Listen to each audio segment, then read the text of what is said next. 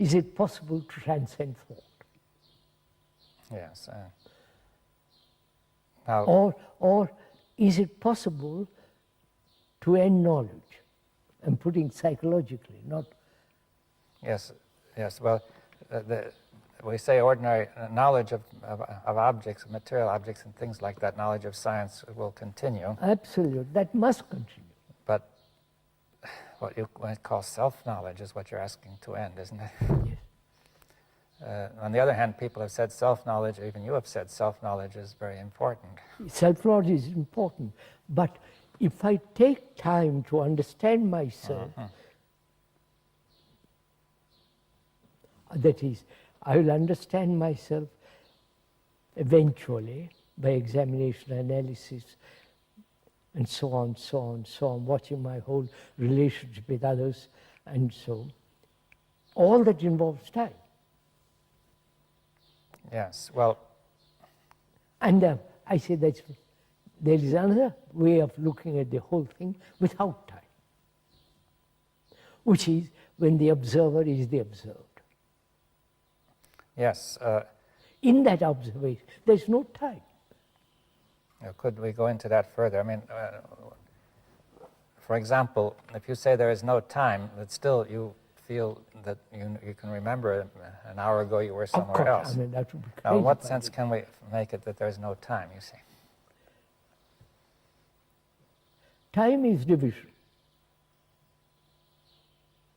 Right? As thought is division, that's why thought time is time. Yeah, time is a series of divisions of past, present, future. So, thought is also that, divisive. So, time is thought, or thought is time. Yes, well, I mean, it doesn't exactly follow from what you said, but, I mean, we've explained it. Let's go into it. Yeah. You see,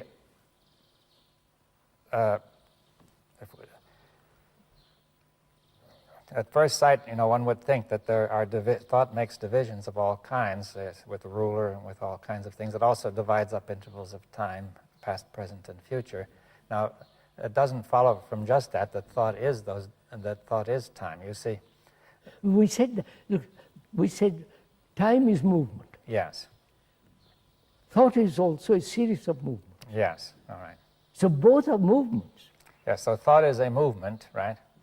A movement we suppose of the nervous system, right?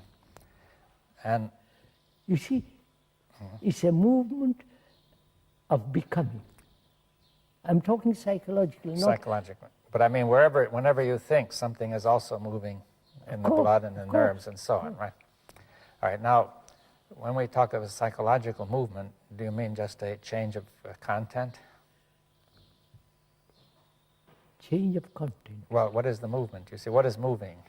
So, look, I am this. Yeah. And I'm attempting to become something else, psychologically. Yes, so that movement is in the content of your thought, you see? Yes, right? Yes. So if you say, I am this, and I am attempting to become that, then I am in movement, right? Yes. At least I feel that I'm in movement, right? Yes. No, but I am, say for instance, I'm greedy. Yeah. Greed is a movement. What kind of a movement is it? To get what I want. To get more, yeah? More.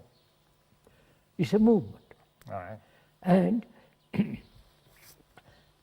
I find that movement painful. Suppose. And I try not to be greedy. Yes. The attempt not to be greedy is a movement in time, is becoming. Yes, but even the greed was becoming, right? Of course. So, is it possible, that's the real question, is it possible not to become psychologically? Well, it seems that would require that you should not be anything psychologically. That is, as soon as you define yourself in any way, then... No, we'll define it in a minute. What? No, but I meant, look, if you say, if I define myself as greedy, or I say I'm greedy, or I am this, or I am that, then either I will want to become something else or to remain what I am, right? Now, can I remain what I am? can I remain not with non-greed, but with greed. And greed is not different from me. Greed is me. Yes, that will require, the ordinary way of thinking is that I am here and I could either be greedy or not greedy. Of course. As these are attributes which I may or may not have. Now, but the attributes are me. Yes, now that again goes very much against our common language and experience. Of course, right? sir. That I am, instead of saying that I am my attributes, which suggests that the thought of attribution creates me, right, the sense of me. You see, all the qualities, the attributes, the virtues, the judgments and conclusions and opinions is me. Well, it seems to me that this would have to be perceived immediately as obvious. That's the whole question. To perceive the totality of this whole movement instantly. Then we'll come to the point, perception. Whether it's possible to perceive, it sounds a little odd and perhaps a little crazy, but it's not. Is it possible to perceive without all the movement of memory? To perceive something directly, without the word, without the reaction, without the memories entering into perception. Yes, well, that's a very big question because memory has constantly entered perception. Of course, that's the whole...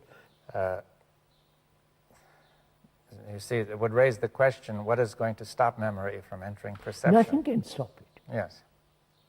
But if I see the reason, the rationality of the activity of memory, which is limited, the very perception that it is limited, you are moved out of into another dimension.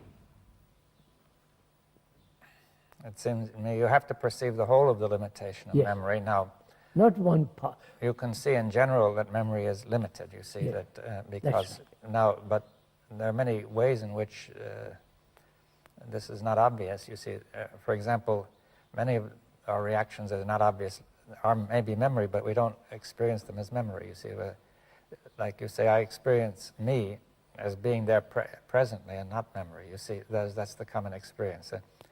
Suppose I say I want to become less greedy. Right?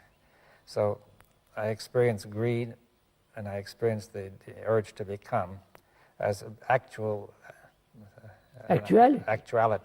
and not merely the result of memory, but I say I can remember that I have been greedy, but this me, the me is the one who remembers, not the other way around, that, of course. That memory creates me, right?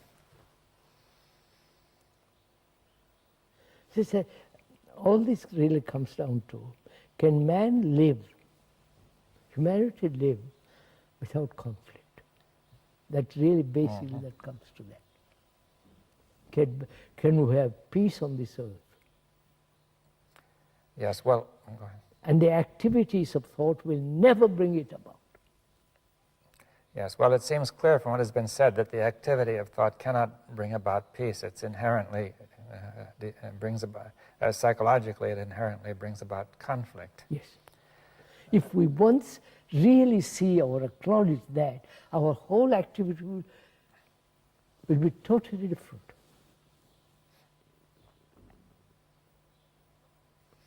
And are you saying that there is an activity which is not thought then? Which is not? Which is beyond thought. Yes. And which not only is beyond thought, but which does not require the cooperation of thought. That is... Oh, certainly not. That it is possible for this to go on when thought is absent. That's a real point we have often discussed. Yeah. Whether there is anything beyond thought. Not something holy, sacred, I'm not talking about that. I'm talking, is there an activity which is not touched by thought? We are saying there is. And that activity is the highest form of intelligence.